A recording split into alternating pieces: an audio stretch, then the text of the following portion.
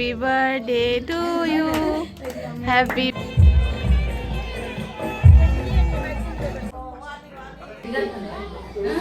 Hi everyone, welcome back to my channel. Ma'am matam kuirabai matungda ai anoba vlog ama puduna lakchare. Ado aise kuire bako vlog se thangataba ado ngasi se isanupagi birthday ni ko aduna magi se chahi ahum pharakpagi piktagna adum chauna budi tawdare handak se mi akhoigi chiche oi moi ine manoi kauraga moi punna dum tawdoini ado meyam asigana leire decoration tawna ko decoration se aiga haidi maga na tawbani aba ko balloon ga se samaina kam khonna ne adum jana bai adum tawre fajana budi yam fajana budi tawba ngamdre ko adum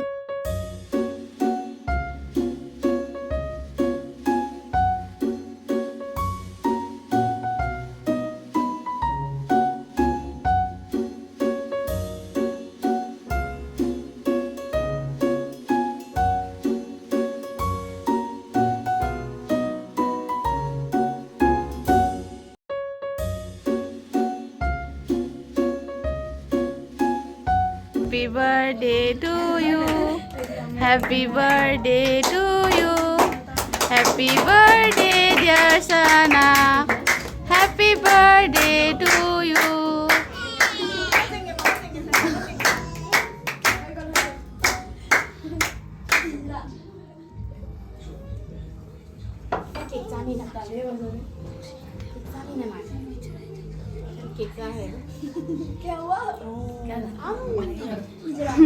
Cha cái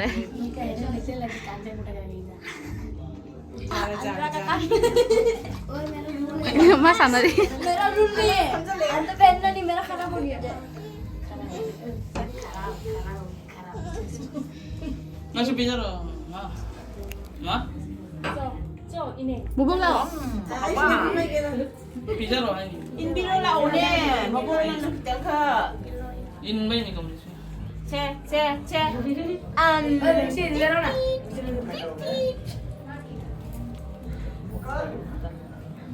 Mama tuh mimpi cara maboro.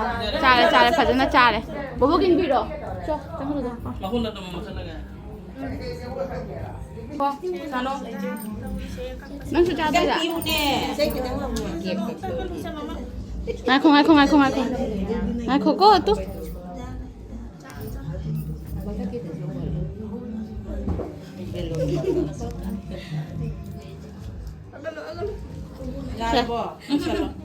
cho nó cho hả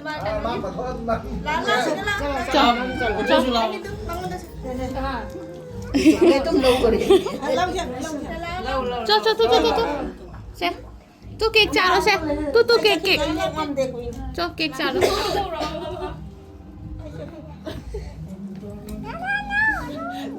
no ai Ay ma. em mà Pare masalah saya, pare jare. Kalau saya kecil. Balik.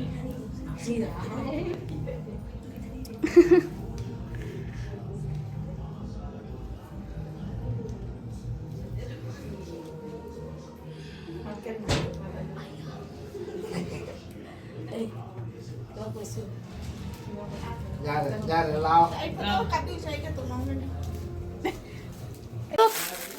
tu ui say hi rồi say tu hi happy birthday hay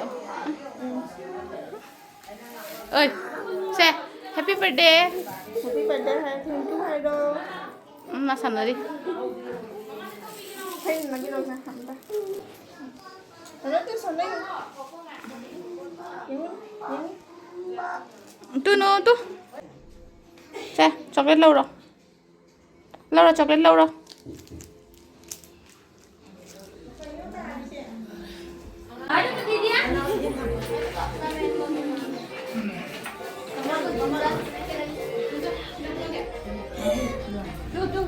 thank you Haido thank you cái này mới lên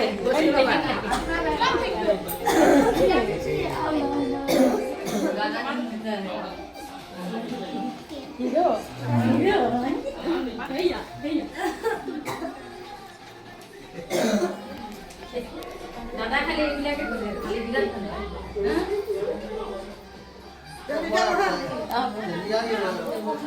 ko asigi korphu sika ko aina sagom khiri se haurambani abako ado kharama di le haure le hobase mi kharama budi lakadaba wali abako adusu aduga bharami dasu dum pijarani ado ngasigi birthday se ko jamna budi chaudre dum pitakna oina dum losalle mana misti packet Hi Kodia. Hi Kodia. Hi. Hi guys Kodia. adum losalle Môi đi tập phải dừng à? Tụi nó cái gì đó nè?